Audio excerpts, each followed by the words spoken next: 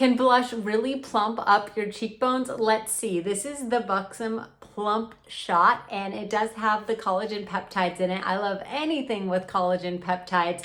This is Blissful Buff. This was actually sent to me. So let's take it out of the box and see it on. And I don't know, we can see if there is an immediate before and after. Here's the packaging of it. Pretty cute.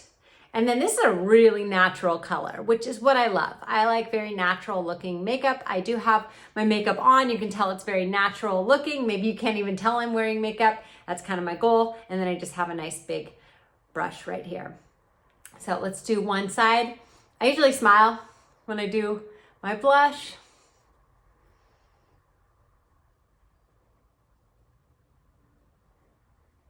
So it's skincare and makeup in one. How cool is that? Okay. And then if I wanted to take a darker color and contour, sometimes I'll take a darker color and then I go like this. And then I would do the darker color in there to kind of help my cheekbones pop. All right, what do we think? Does this side look plumper? I think it definitely looks higher. Yeah, I'm gonna say this is pretty awesome.